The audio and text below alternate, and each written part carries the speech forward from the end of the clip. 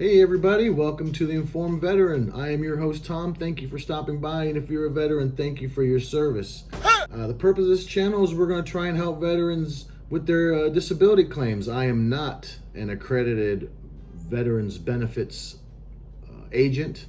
This is strictly educational and just experiences that I've been through and trying to pass on to everyone else and hope that it makes their life a little easier in their claims process. Before we get started, let's have a quick word from our sponsor. So if you want to watch 6 of my videos, all you have to do is subscribe me and subscribe. Hard work, and pie in daddy face. What? All right, quite a sponsor, huh? So, today's topic is going to be tinnitus, or tinnitus. This depends on who you're talking to is how to pronounce it. So we're going to call it tinnitus. Tinnitus is one of those strange disabilities where it's, if you know how to submit the claim, it's one of the easier claims to get service connected for, but at the same time, it has one of the highest denial rates. And it's not because veterans aren't suffering from tinnitus, it's because due to some court mumbo jumbo, you have to be very specific on what you say and how you say it in order to get tinnitus, because tinnitus is one of the very few disabilities also that you don't really need any medical evidence to win your case, or nexus. I'm sure you've heard that term plenty. Usually medical evidence, a nexus statement from a doctor, medical records, that sort of thing, all help with that service connection. Well, with tinnitus, you don't need that, because tinnitus cannot be tested for. It's an organic disease. So if you are filing a claim, a standard claim, which is what you want to do, there's a difference between standard claims and fully developed claims, and I'll be doing that in another video as well, describing the difference between those two.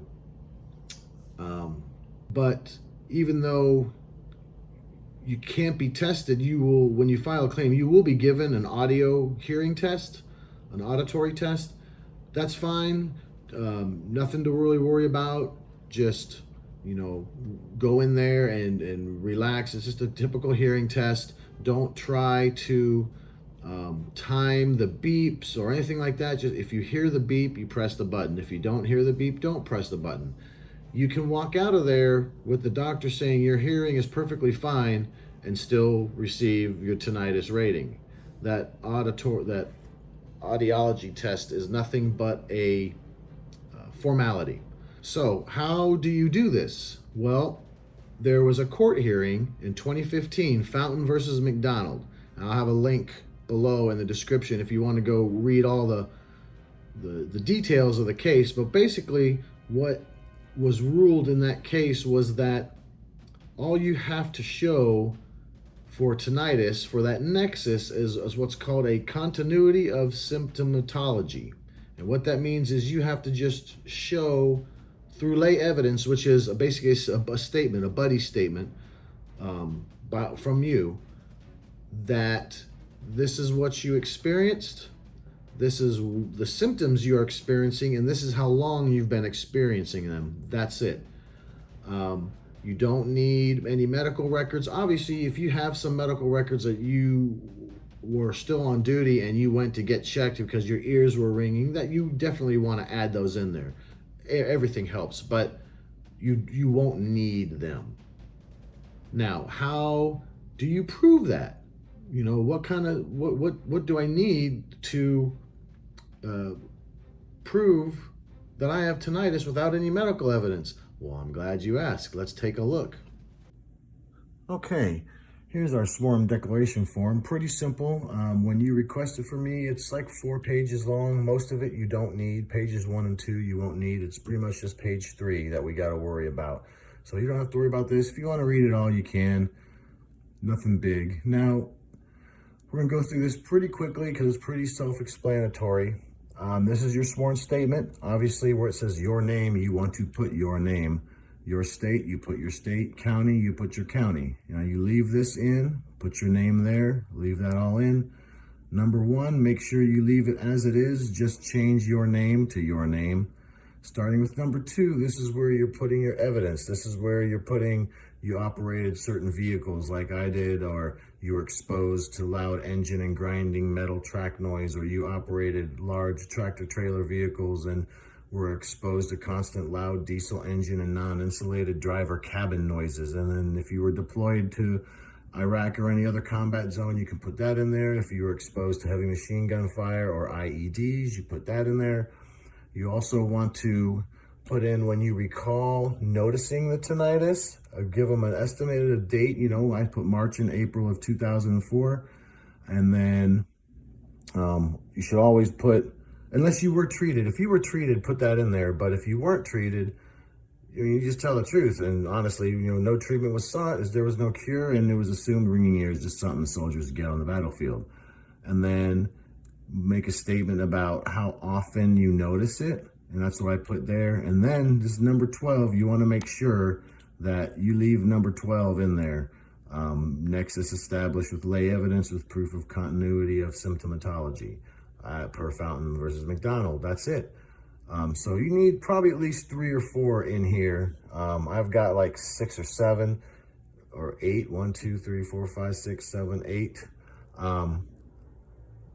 At least 4. Try and have at least 4 different things that you feel is what caused your tinnitus.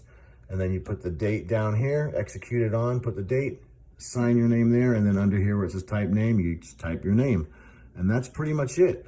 You'll send this form with your claim and send it as a standard claim, not a fully developed claim. And this should be enough for you to get your service connection. So that's the sworn statement. Now, you probably have seen some forms, the VA Form 21-4138, the statement in support of a claim. If you've got one of those, get rid of it. The VA raters see those. They're a dime a dozen. They see them every day. They just kind of glance over them. You want to submit that form there. That's a Supreme Court approved, ruling approved sworn statement. So that form is all you really need. As long as you list your experiences and your symptoms and how long they've been going, and make sure that everything on that form that I said to leave in there, other than your evidence, is in there, you should have no problems getting your 10% rating for tinnitus. There'll be a link in the description below for my email. Unfortunately, I don't have the website that I originally downloaded this statement from. Their website's down, and I don't have anywhere to put this where people can download it from. So just shoot me an email. I've been doing this for a number of years now, actually. I've sent hundreds of copies of this form to people that have contacted me through other videos that I had prior to having an organized channel. So just shoot me an email. You will get a reply back from me. It'll take a couple days at the most. And there'll be some brief instructions inside the email. It explains how to fill it out, and that's all you got to do. You fill out that form. If you have some medical records, send them. If not, submit it as a standard claim, not a fully developed claim.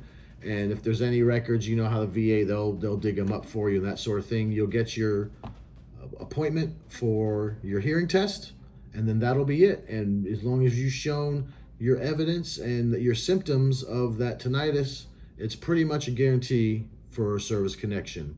All right. As you can see, this channel is just starting out. So if you have any questions with your own claims experience, or something that's you're not sure what's happening, please leave a comment in this video, or comment on a topic you'd like me to discuss, and I'll definitely do that. All right. Take care. Thanks.